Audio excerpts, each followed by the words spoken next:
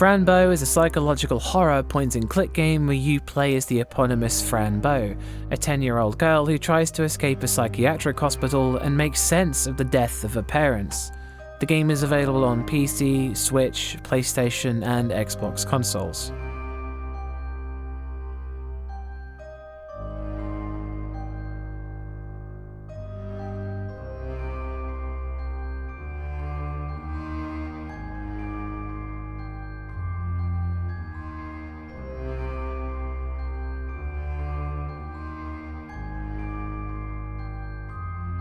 Atmosphere. The game's creepy art style and music go a long way to making certain areas feel unsettling or strange on their own. Brightly coloured kitchens and the pastel shaded asylum give way to bloody horror. But a lot of the atmosphere is generated by the story and the situation that Fran is in. There's sadness and despair. A young girl in an asylum, it's easy to feel sorry for Fran because she doesn't seem to deserve what's happening to her. The game goes doubly for her waking nightmares. The horrors shown to a 10-year-old girl are beyond comprehension for a normal person, and the nightmares she's subjected to are taken and twisted. Her childlike innocence turns dead bodies into sleeping people. Her naivety allows her to ignore the rampant blood and gore that covers the game and lets her see it as just another colour. A deer's head falls off and all she wants to do is help it. She doesn't understand. And it's this reaction to horrors she shouldn't see that makes the game so difficult in certain situations.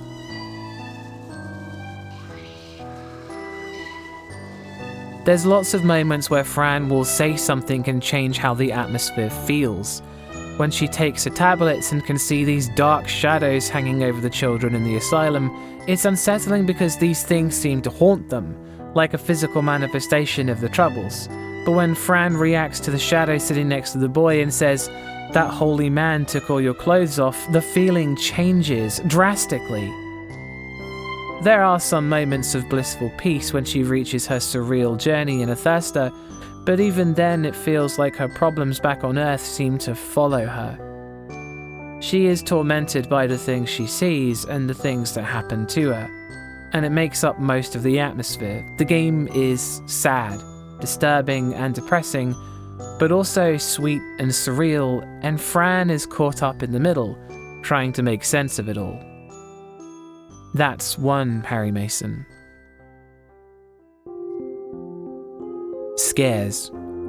The game's scares can come mostly from the realization of concepts and the things that it makes you imagine, with the game's presentation lending to it either being interpreted as a journey deep into symbolism, with nearly everything that happens around Fran being part of her psyche and the trauma that she got from witnessing her parents die, or her journey is literal, with the events that happen around her being real and taken as is, which can paint so many things in completely different lights.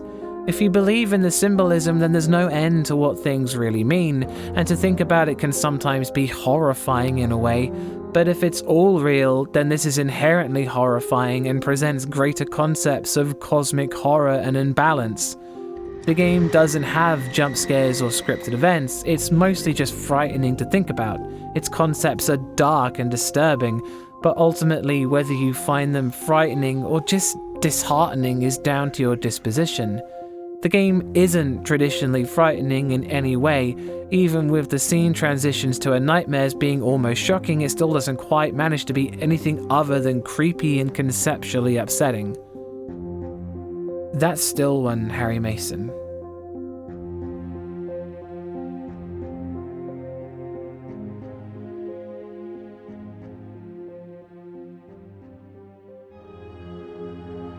Sound design. The game's music is childlike sometimes. Sweet-sounding electric pianos play sad, twinkling melodies. Chimes ring out among blissful pieces, but the rest of the game is filled with synthetic string sections that give off feelings of sadness and loss, confusion and despair. Organs back them up to give this sinister vibe. The music evolves into a sweeping, menacing analog synth soundscape, and the sound of people moaning and talking in slow motion make up the soundtrack to Fran's waking nightmares. The music is all you really have, since the game's audio is limited to the few sound effects, footsteps, and repeating sound that just get the point across. Some of them are very impressive, like the sound of switching to the other world, which you hear quite a lot. It feels like a haze washing over you and then slipping into your subconscious. Other than that, the game's audio is about what you'd expect from a point-and-click adventure game, but the music and sound effects are pretty good. That's 2 Harry Masons.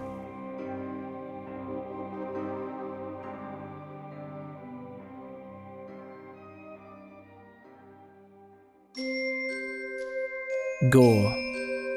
Fran Bow is a surprisingly gory game, with blood and body parts being portrayed in lots of different scenarios, from the cutscenes where blood red is the only colour there is, to the surreal nightmares she has when she takes the tablets.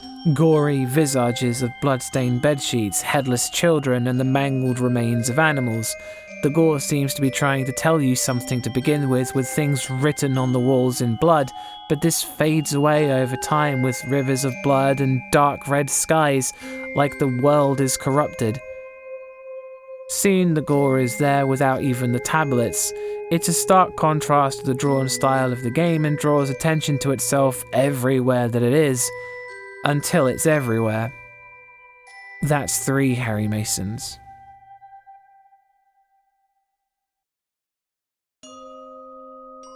Story.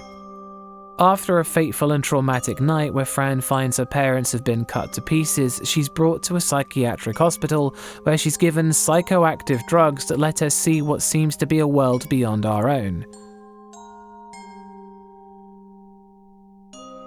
The setting of the 1930s and of psychiatric hospitals are grim historically, due to how little medical science understood the human mind back then. But as if that isn't bad enough, the game also follows themes of experimentation on the mind and body.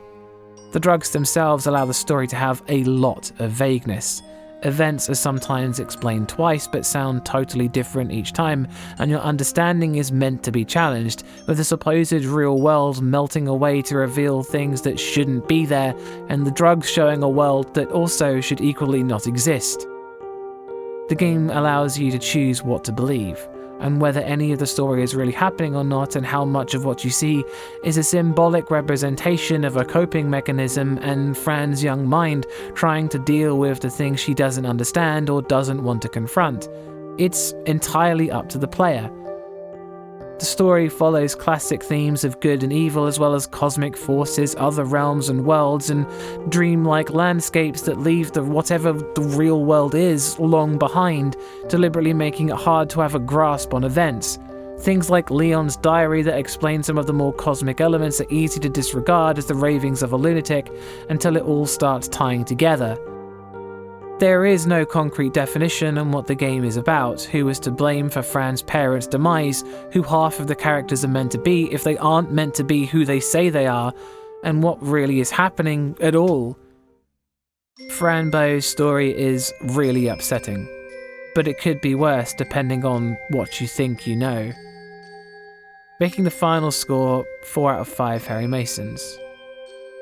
Fran Bow is an upsetting game. The idea of a 10-year-old going through these things is unpleasant, but the aspect of not knowing really how much you can rely on with your perception of the game is fascinating, and while some might find it frustrating that you don't ever truly know what things are meant or if there is a deeper meaning to it all, it's really fun and frightening to think about. Again, I'd like to remind you the whole thing is down to my opinion in horror games, and if you don't share this opinion, then that's cool, I get it. I'd like to point out that whilst I guided Fran to the end of her adventure, I didn't let the nightmares overtake me and advise you don't either. There will be more horror reviews in the pipeline, and thanks for watching.